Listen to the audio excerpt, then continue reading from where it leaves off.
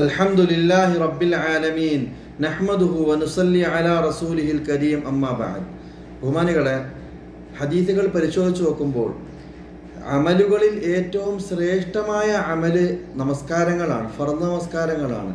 അപ്രകാരം തന്നെ സുന്നത്ത് നമസ്കാരങ്ങളും ഏറെ പ്രാധാന്യമുള്ളതാണ്. സുന്നത്ത് നമസ്കാരങ്ങളിൽ തഹജ്ജുദ് നമസ്കാരം, വിത്ർ നമസ്കാരം, തറാവി നമസ്കാരം, ഇങ്ങനെ വ്യത്യസ്ത സുന്നത്തുകളുണ്ടെങ്കിലും ഫർദിന് മുമ്പും ശേഷവുമുള്ള റവാത്തിബ് സുന്നത്ത് നമസ്കാരങ്ങളാണ് ഏറ്റവും പ്രബലമായ സുന്നത്ത് നമസ്കാരങ്ങൾ.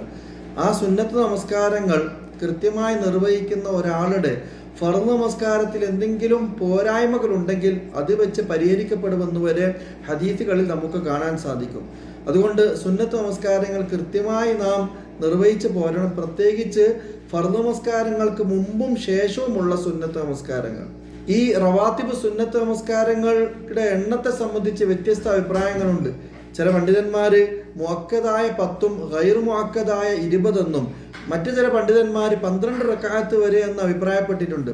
മഹാനായ റസൂൽ സല്ലല്ലാഹു അലൈഹി വസല്ലമയുടെ പ്രിയ പത്നി ഉമ്മു ഹബീബ റളിയല്ലാഹു തആല അൻഹ റിപ്പോർട്ട് ചെയ്ത ഒരു ഹദീസ് പ്രകാരം ആരെങ്കിലും ഒരു പകലിലെയോ രാത്രിയിലെയോ 12 റക്അത്ത് സുന്നത്ത് നമസ്കാരം കൃത്യമായി നിർവഹിച്ചു കഴിഞ്ഞാൽ അവന് അല്ലാഹു സുബ്ഹാനഹു വ തആല സ്വർഗത്തിൽ ഒരു ഭവനം നൽകുമെന്ന ഒരു ഹദീസിന്റെ വെളിച്ചത്തിൽ പണ്ഡിതന്മാർ പറയുന്നു, ളുഹർ നമസ്കാരത്തിന് മുമ്പ് ഈ രണ്ട് റക്അത്തായിട്ട് 4, മഗ്രിബ് നമസ്കാരത്തിന് ശേഷം 2, ഇശാഇന് ശേഷം 2, ഫജ്ർ നമസ്കാരത്തിന് മുമ്പ് 2, ഇങ്ങനെ 12 റക്അത്ത് ഒരാൾ നിർവഹിക്കുകയാണെങ്കിൽ അല്ലാഹു സുബ്ഹാനഹു വ തആല സ്വർഗത്തിൽ അയാൾക്കൊരു ഭവനം നൽകുമെന്ന് ഹദീസിന്റെ വെളിച്ചത്തിൽ പണ്ഡിതന്മാർ നമുക്ക് നിർദ്ദേശിച്ചു തരികയാണ്. അതുകൊണ്ട് ഈ സുന്നത്ത് നമസ്കാരങ്ങൾ വളരെ ഗൗരവപൂർവ്വം ശ്രദ്ധിക്കുക.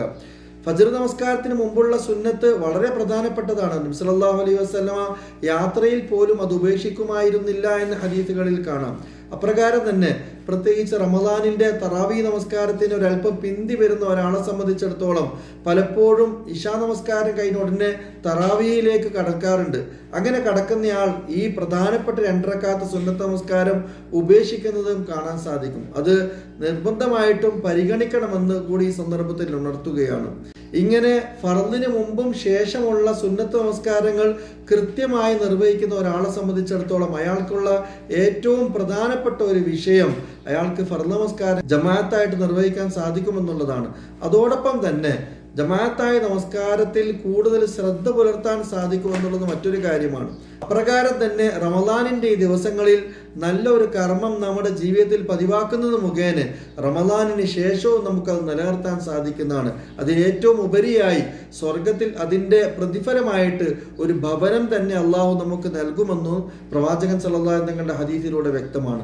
അള്ളാഹു സുബ്ഹാനഹു വ തആല റമദാനിന്റെ ഈ പവിത്രമായ ദിനരാത്രങ്ങളിൽ ആ സുന്നത്ത് നമസ്കാരങ്ങൾ മുറുകെ പിടിച്ച് ജീവിക്കുന്ന യഥാർത്ഥ മുത്തഖികളിൽ നമ്മളെ ഓരോരുത്തരും ഉൾപ്പെടുത്തി അനുഗ്രഹിക്കുമാറാകട്ടെ. വആഖിറു ദഅവാനാ അനിൽ ഹംദുലില്ലാഹി റബ്ബിൽ ആലമീൻ.